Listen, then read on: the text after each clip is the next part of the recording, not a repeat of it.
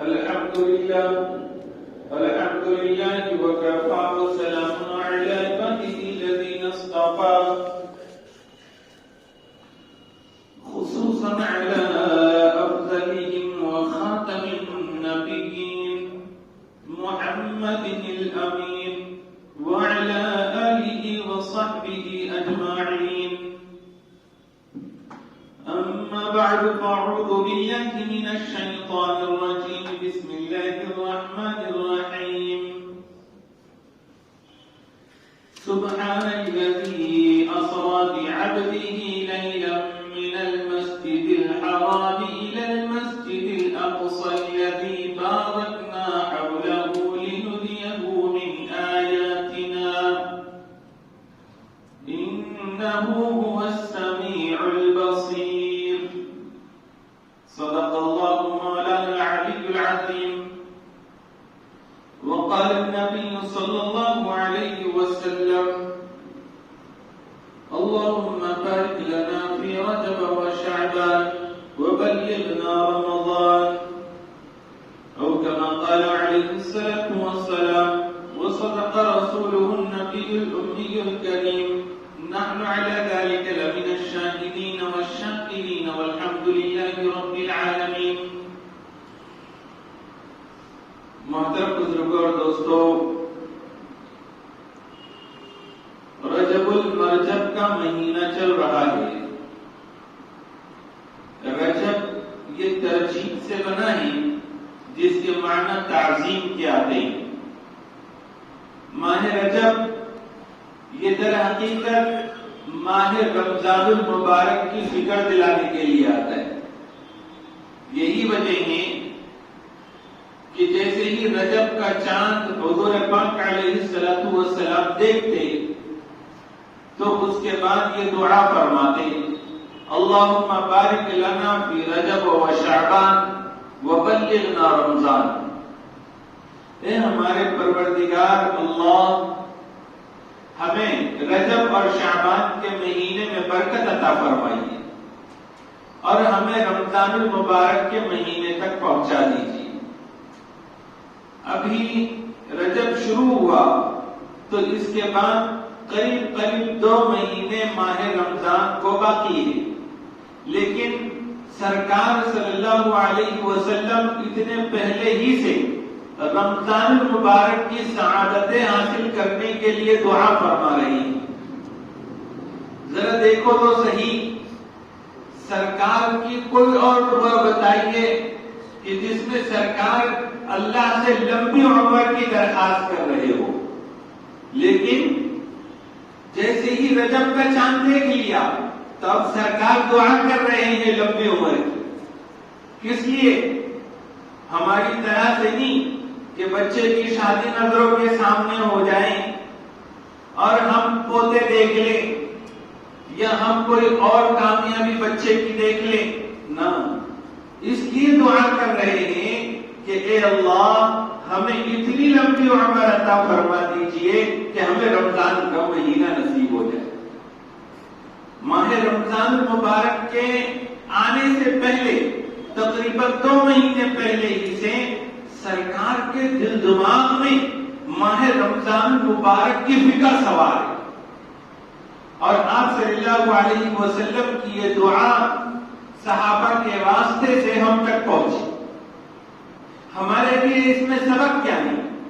ہمارے لیے اس میں سبق یہ ہے کہ سرکار کے امتی ہونے کے ناطے حضور صلی اللہ علیہ وسلم والی فکر، حضور صلی اللہ علیہ وسلم والی دھن ہمارے سر میں اور دل دماغ میں سوار ہو اور ہم دعاؤں کا اہتمام ایسا ہی کریں جیسے سرکار فرمایا کرتے تھے اور اپنی دعاؤں میں یہ مانگے کہ اللہ آپ نے ہمیں رجب عطا فرما دیا، اس کے بعد شعبان کا مہینہ ہے، ان دونوں مہینوں میں برکت دے دیجیے. مال میں برکت ہو، جان میں برکت ہو، آل اولاد میں برکت ہو، خیر و برکت ہی رہے اور پھر اتنی لمبی عمر دے دیجیے کہ رمضان کی سعادتیں نصیب ہو جائیں اور اس سے کچھ حاصل کرنے کا موقع مل جائے.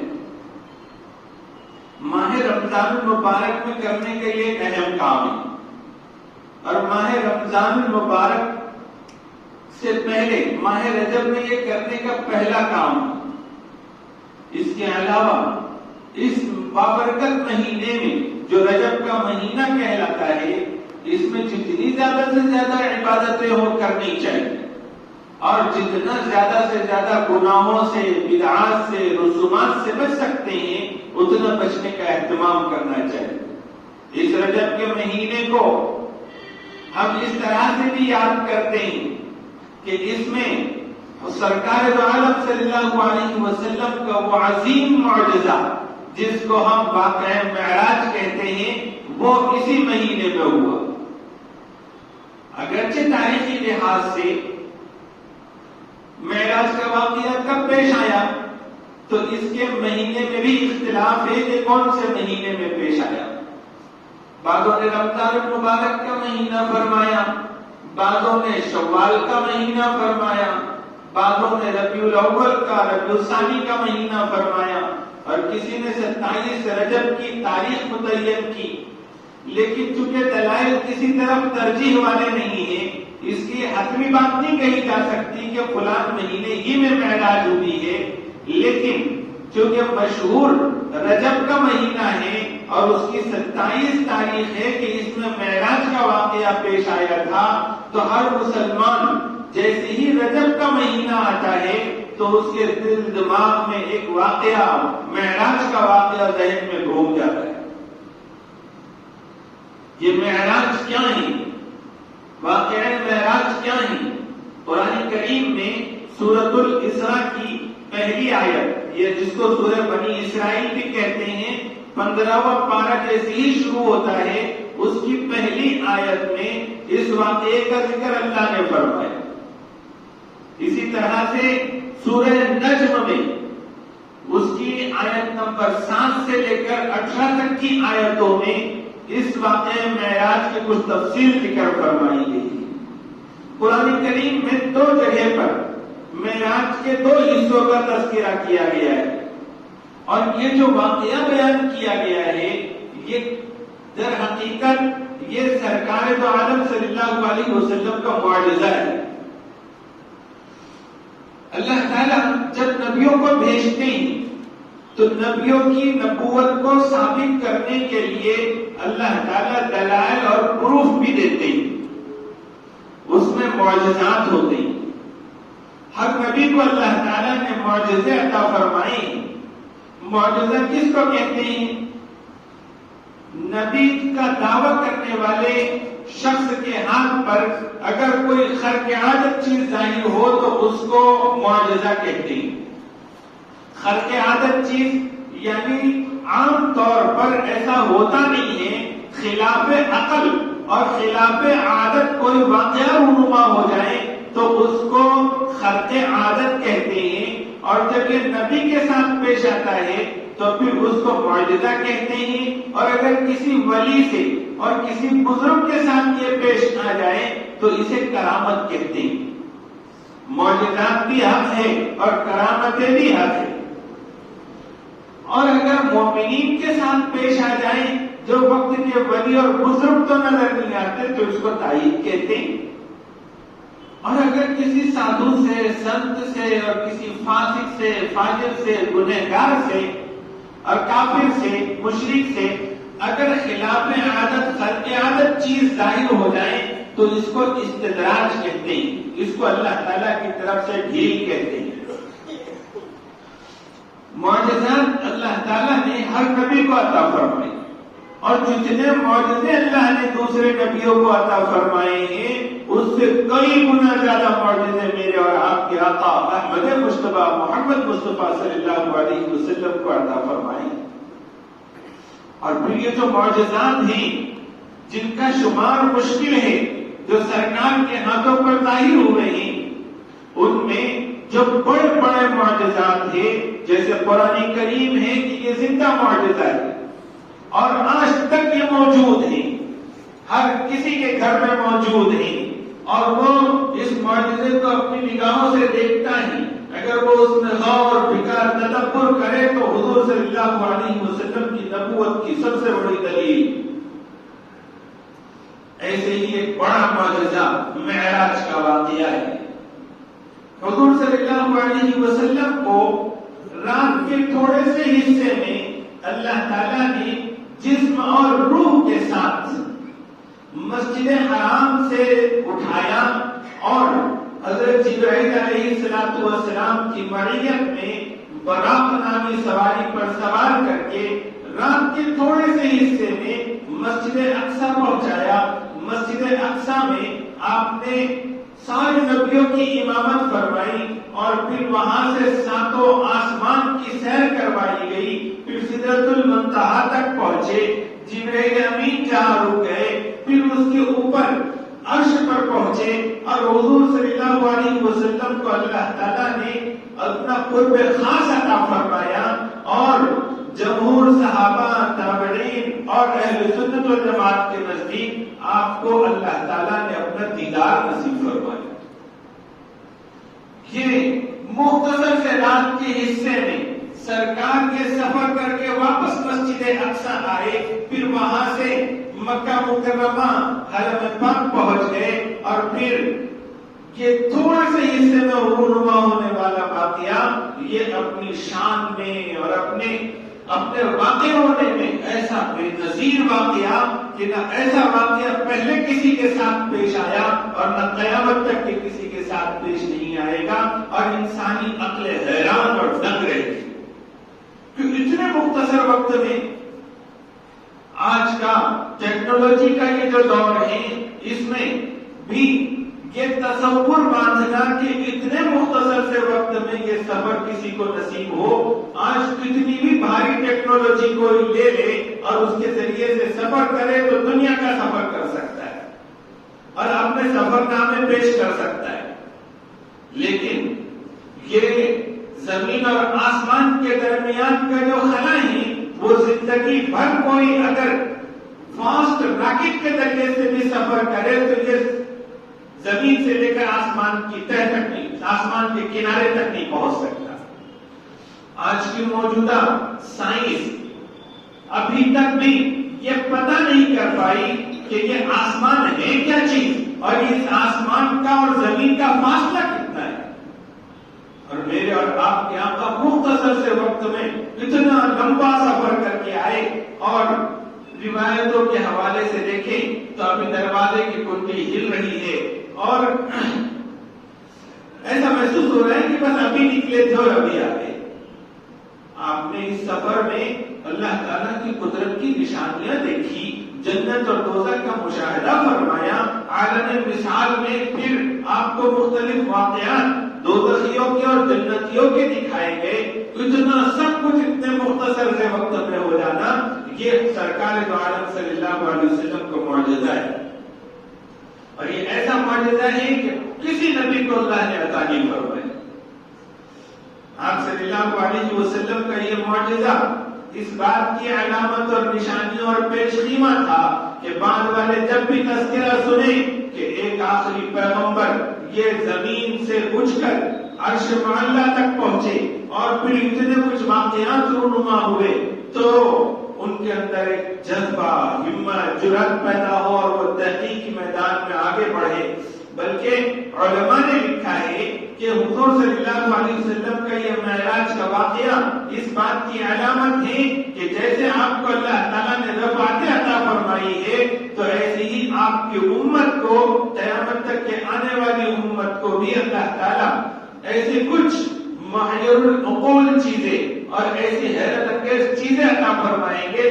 فرق صرف اتنا ہوگا کہ سرکار کو اللہ نے جو مقام عطا فرمایا وہ کسی کو نہیں ملے گا. دوسرا فرق یہ ہوگا کہ حضور صلی اللہ علیہ وسلم کو بغیر اسباب کے واسطے کہ اللہ تعالیٰ نے اتنا بڑا سفر کروایا اور ان کی امت اسباب کے پردے میں یہ حیرت انگیز چیزیں دکھائی. آج سے 200-250 سال پہلے کون تصور کر سکتا تھا کہ آسمانوں میں بھی کوئی اڑ کر کسی اور جگہ جا سکتا ہے. ایروپلین تیار ہو گئے, ہیلی کاپٹر تیار ہو گئے, راکٹ تیار ہو گئے اور پھر دور دراز کے سفر پر راکٹ لانچ کیا جاتا ہے, واپس بھی بلایا جاتا ہے. تو یہ نبی پاک علیہ الصلوۃ والسلام کے واقعے معراج کے بعد پیش آنے والی چیزیں, کیونکہ ایک وقت جس وقت میں ایمان والوں کے ایمان کامل اور ایمان والوں کا اللہ کے نبی صلی اللہ علیہ وسلم پر اعتماد اور یقین اس درجے کہ بڑی سے بڑی چیز بھی ان کے یقین کو ہلا نہیں سکتی، جب کمزور ایمان والوں کا دور آئے تو اس وقت میں کہیں کسی کا ایمان ڈاوا ڈول نہ ہو جائے، تو ایسے وقت میں اللہ تعالیٰ نے بتلایا کہ وہاں صدیق اکبر تھے کہ جیسے ہی سرکار کا معراج کا سفر مکمل ہوا اور پھر آپ نے ارادہ فرمایا کہ میں اب اپنی قوم کو بتاؤں کہ مجھے اللہ تعالیٰ نے معراج کا سفر کروایا ہے۔ روایتوں میں ہے کہ ام ہانی رضی اللہ عنہا نے عرض کیا اللہ کے رسول یہ مت بتائیے، لوگوں کو یقین نہیں آئے گا، آپ کی تصدیق کریں گے اور آپ کو ذلیل کریں گے۔ آپ صلی اللہ علیہ وسلم نے نہیں مانے، آپ صلی اللہ علیہ وسلم نے واقعی کی خبر پہنچائی۔ اب لوگوں میں چین گولیاں شروع ہو گئی۔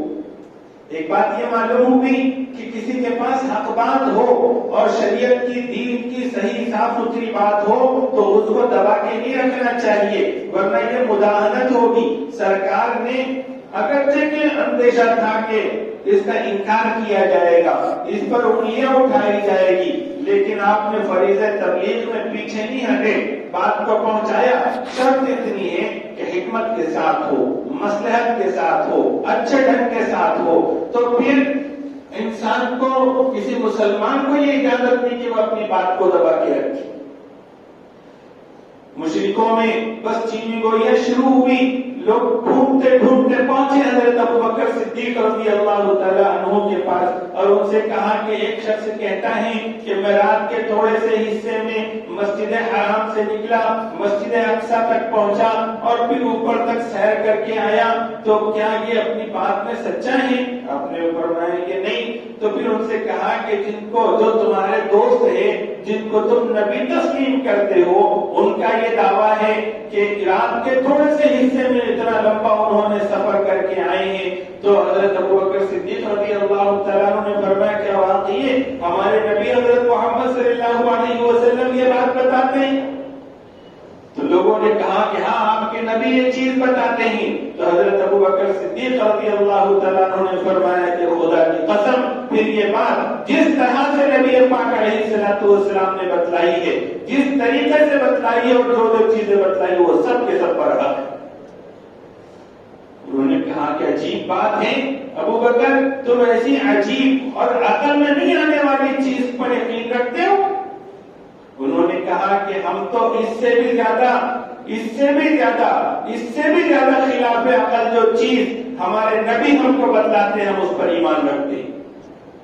کون سی؟ کہ سرکار بتاتے ہیں کہ ابھی میں بیٹھا ہوں اور ابھی جبرائیل امین آ گئے ہیں ایک واقعہ ہونے کی وجہ سے، اور وہ ایک وحی لے کر آئے، ایک خبر اور ایک حکم لے کر آئے ہیں، تو ہم اس بات پر بھی ایمان رکھتے ہیں جبرائیل کا مقام تو سرکار سے کم ہی ہے، وہ اتنے مختصر وقت میں آسمان سے زمین پر آ جاتے ہیں اللہ کا حکم لے کر۔ تو پھر نبی پاک علیہ الصلوۃ والسلام کو اللہ تعالیٰ اتنا بڑا سفر کروائے تو پھر اس میں کون سی حیرت کی بات ہے؟ ایک بات یہ بھی معلوم ہوئی کہ جو گمراہ لوگ یہ بات پھیلاتے ہیں انٹرنیٹ پر، سوشل میڈیا پر کہ حضور صلی اللہ علیہ وسلم کو جب معراج کا سفر ہوا یہ خواب میں ہوا، جاگتے میں نہیں ہوا، تو یہ ان کی گمراہی کی پوری تردید ہے۔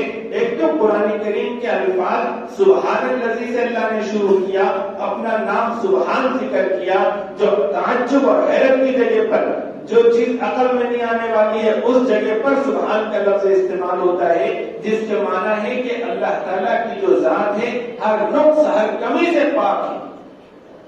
پھر عبدہ کا لفظ آیا کہ سبحان الذی اسری بعبدہ، اور عبد قرآن کریم میں جہاں کہیں پر بھی آیا وہ جسم اور روح کے تعلق کے ساتھ آیا۔ اسی طرح سے اسرا بھی جاگتے میں راتوں رات لے جانے کے لیے بولا جاتا ہے، تو قرآن کریم کے الفاظ خود حضور کے معراج کے سفر کے جاگتے میں ہونے کو بتلا رہا ہے۔ اسی طرح سے یہ واقعہ کہ اگر خواب میں حضور صلی اللہ علیہ وسلم اتنا بڑا سفر کر لیتے تو مشرکوں کو انگلیاں اٹھانے کا موقع ہی کہاں تھا؟ وہ تو ہم تم بھی رات میں کسی وقت میں بھی کچھ بھی دیکھ سکتے ہیں۔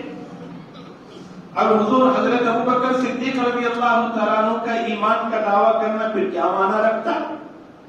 تو معلوم یہ ہوا کہ حضور صلی اللہ علیہ وسلم کو جب معراج کا سفر ہوا وہ جاگنے کی حالت میں جسم اور روح کے ساتھ ہوا تھا. آج کا یہ جو دور ہے کمزور ایمان کا دور ہے، تو ایسے وقت میں کہیں مسلمان بھٹک نہ جائے تو ان کو بتایا کہ ایک انسان آج نکلتا ہے 2-2.5 گھنٹے میں سعودیہ پہنچ جاتا ہے. جب انسان اپنی خودداد صلاحیت کی وجہ سے ایسے پلین بنا سکتا ہے، ایسی سواریاں ایجاد کر سکتا ہے، راکٹ بنا سکتا ہے، پھر تو وہ اللہ کی ذات ہے جنہوں نے اس مختصر وقت میں اللہ کو پہنچایا. اس واقعہ معراج میں ایک تو سرکار دو عالم صلی اللہ علیہ وسلم کی شان کو بتلایا گیا ہے کہ آپ کو معجزہ ایسا دیا گیا جو کسی نبی کو نہیں دیا گیا. ہر ایک نبی کو اس کے مرتبے کے لحاظ سے معجزہ عطا ہوا، اور سرکار کو جو معجزہ عطا ہوا معراج کا، اس میں اللہ تعالیٰ نے اپنا قرب خاص عطا فرمایا. آپ کے اتنا قریب، اللہ تعالیٰ کے قرب خاص میں اتنا نزدیک آپ صلی اللہ علیہ وسلم کے علاوہ کوئی نہیں پہنچا. یہ اس بات کی علامت ہے کہ سرکار دو عالم صلی اللہ علیہ وسلم آخری پیغمبر ہیں، آپ سید الانبیاء ہیں، اشرف الانبیاء ہیں، آپ سے بلند و بالا شان کسی کی نہیں. اس واقعے کے ذریعے سے اللہ تعالیٰ نے سرکار کو سفر کروا کر ساری مخلوق پر اور اسی طرح سے ساری انسانیت پر اور سارے فرشتوں پر اور اللہ کے غیبی نظام پر واضح کر دیا کہ حضور پاک علیہ الصلوۃ والسلام کا مقام اور مرتبہ میرے نزدیک کیا ہے. اس واقعے معراج میں ایک سبق یہ بھی ہے کہ جب حالات تنگ سے تنگ ہو جائیں اور مشکل سے مشکل ترین ہو جائیں، جیسے سرکار صلی اللہ علیہ وسلم مکہ مکرمہ میں ہیں اور آپ کلمے کی دعوت دے رہے ہیں، حالات بڑے سنگین ہیں، کبھی صحابہ کو مارا پیٹا جاتا ہے اور کسی طریقے کی تکلیف میں مبتلا کیا جاتا ہے. سرکار کی بھی جان کے دشمن، صحابہ کی بھی جان کے دشمن، کوئی قانونی حیثیت ان کو حاصل نہیں. اور اب صورتحال یہ کہ ابو طالب تو حضور کے چچا تھے اور قوم قبیلے کے سردار تھے، ان کی رعایت میں حضور صلی اللہ علیہ وسلم کو ستانے میں پھر بھی ایک حد رکھی جاتی تھی. پھر حضرت خدیجہ رضی اللہ عنہا جیسی خاتون اور آپ کی بیوی کہ جب کبھی حضور صلی اللہ علیہ وسلم ستائے ہوئے آتے تو حضرت خدیجہ تسلی کے جملے کہتی، اور پھر وہ شریف خاندان کے اور بڑے خاندان کے ہونے کی وجہ سے بھی لوگ حضور پر ہاتھ اٹھانے سے تھوڑا ہچکچاتے. اب تکلیفوں میں وقت گزر رہا ہے، حالات میں وقت گزر رہا ہے، اور پھر ایک وقت آیا کہ ابو طالب کا بھی انتقال ہو گیا اور یہ ظاہری سہارا تھا یہ بھی چھوٹ گیا. پھر خدیجہ رضی اللہ عنہا کا بھی انتقال ہو گیا. اب یہ جو ظاہری سہارے تھے یہ جب چلے گئے، حضور صلی اللہ علیہ وسلم پر تکلیفوں میں اضافہ ہو گیا اور قتل کی تک پلاننگ ہونے لگی. اب ایسے میں حضور صلی اللہ علیہ وسلم مکہ کے مشرکین سے جب نا امید جیسے ہو گئے کہ اب ان تک دین کی بات پہنچانا بہت مشکل ہو گیا، تو آپ کو طائف کی بستی نظر آئی اور سوچا کہ وہاں کے لوگوں کو میں بتاؤں تو وہ جہنم سے بچنے والے بن جائیں، جنت میں جانے والے بن جائیں.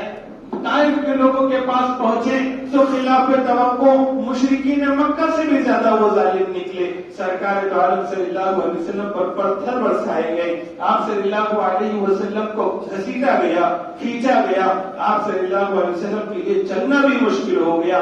اور جب ان کے خادم خاص جو رفیق تھے انہوں نے جب ایک جگہ بٹھایا، جوتیاں نکالنا چاہیے تو خون سے ایسی لہوہان ہو گئی کہ نکل نہیں پا رہی تھی. آپ صلی اللہ علیہ وسلم کا دل بہت ٹوٹ گیا اور آپ صلی اللہ علیہ وسلم نے ایسے ٹوٹے ہوئے دل کے ساتھ اللہ سے دعا مانگی.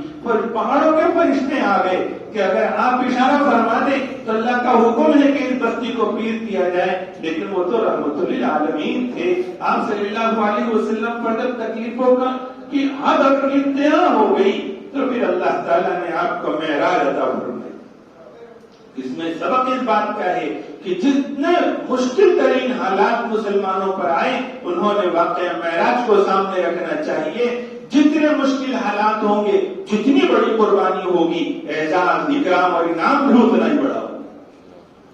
ایک سبق معراج کے واقعے سے یہ بھی ملتا ہے کہ حضور صلی اللہ علیہ وسلم کو جب اللہ تعالیٰ نے معراج عطا فرمائی تو دکھانا یہ چاہتے تھے کہ مکہ میں کوئی نہیں ہے مسلمانوں کا، کوئی نہیں ہے حضرت محمد صلی اللہ علیہ وسلم کا ظاہری سہارا، اور لوگ اب ایسا سمجھتے ہیں کہ بس ہماری چلے گی۔ اب گئے گزرے لوگ بھی ہاتھ اٹھانے لگے ہیں اور سرکار کو تانے کسنے لگے ہیں۔ ایسے وقت میں اللہ تعالیٰ نے معراج کا ایسا حیرت انگیز واقعہ رونما فرمایا اور یہ بتلایا کہ تم نہ ہوئے تو کیا ہوا، میں میرے نبی کے ساتھ ہوں، اور یہ جو میں نے سفر کروایا ہے کہ زمین اور آسمانوں کا سفر کروایا، اور اس سفر میں ایسی ایسی رونما ہونے والی چیزیں تھی جو میری قدرت کو دکھاتی ہے کہ میری قدرت کے سامنے تمہاری فلانی، تمہاری کوششیں، تمہاری جدوجہد کی کیا حیثیت ہے۔ تم اگر پورے کے پورے بھی مخالف ہو جائیں تو میری قدرت تو یہ ہے کہ میں اپنے نبی کو چمکا کر دکھاؤں گا۔ تو اس میں ایک سبق مسلمانوں کے لیے یہ بھی ہے، چاہے کتنے ہی مشکل حالات ہو جائیں، واقعہ معراج سننے کے بعد یہ ہر سال آتا ہے تو یاد تازہ کر لیجئے کہ ہم کس اللہ پر ایمان رکھتے ہیں۔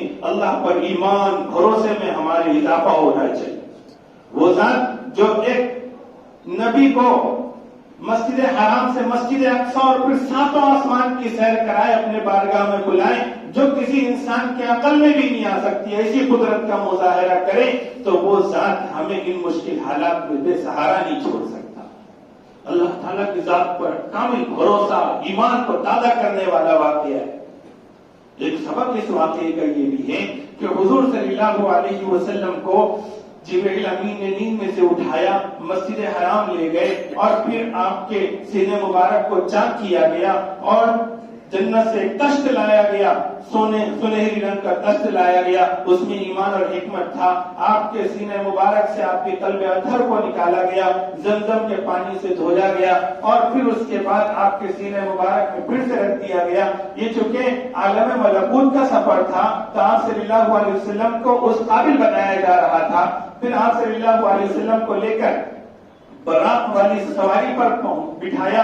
یہ براق کیا تھا کہ جہاں اس کی نظر پڑتی اس سواری کی وہاں اس کا قدم پڑتا۔ یہ براق یہ برق سے بنا ہوا ہے، جس کے معنی آتے ہیں بجلی کے۔ آپ پاور ہاؤس میں اگر آپ بجلی چھوڑ دیں تو پلک جھپکتے ہی یہاں پر روشنی ہونا شروع ہو جاتی ہے۔ تو ایسی برق رفتاری اور تیز رفتاری والی سواری تھی۔ آپ صلی اللہ علیہ وسلم کو اس سے مسجد اقصی پہنچایا گیا، اور پھر وہاں جہاں نبیوں کی سواریاں بندھا کرتی تھی وہاں پر اس کو باندھا گیا، اور پھر حضور صلی اللہ علیہ وسلم کو مسجد میں لے گئے، مسجد اقصی میں جبرائیل امین۔ تو وہاں پر جتنے پیغمبر دنیا میں آئے تھے وہ سارے کے سارے پیغمبر سب بنائے کھڑے تھے اور سب انتظار کر رہے تھے کہ پتہ نہیں کون امامت کرے گا۔ اللہ تعالیٰ کی طرف سے حکم پا کر جبرائیل امین نے میرے اور آپ کے آقا کو آگے پہنچایا۔ آپ صلی اللہ علیہ وسلم نے سارے نبیوں کی امامت فرمائی اور یہ ظاہر کر دیا گیا کہ آپ امام الانبیاء ہیں۔ اس میں سبق یہ ہے کہ جو امام الانبیاء کی امت ہے وہ بھی امام الامم ہے، ساری امتوں کی وہ امام ہیں، اور اسی وجہ سے ان کو کنتم خیر امت اخرجت للناس کہا گیا کہ تم کو بہترین امت بنایا گیا ہے، اور تمہاری ذمہ داری ہے تأمرون بالمعروف وتنہون عن المنکر وتؤمنون باللہ، کہ تم دین کو دوسروں تک پہنچاؤ، اچھائیوں کا حکم کرو، برائیوں سے روکو، یہ تمہاری ذمہ داری ہے۔ ہر سال جب ہم واقعہ معراج کو یاد کرتے ہیں تو اس واقعے کو یہاں تک بھی یاد کرنا چاہیے کہ حضور صلی اللہ علیہ وسلم نے امامت فرمائی تھی، اپنی ذمہ داری پوری کر کر گئے ہیں۔ ہم امام الامم ہونے کے حساب سے اور پوری انسانیت کی امام ہونے کی حیثیت سے کیا ہم پوری انسانیت کی امامت کر رہے ہیں، یا پھر ہم ان کے مقتدی بنے ہوئے ہیں؟ چال چلن میں، رہن سہن میں، اور ریت رواج میں، اور کاروبار میں، بزنس میں، اور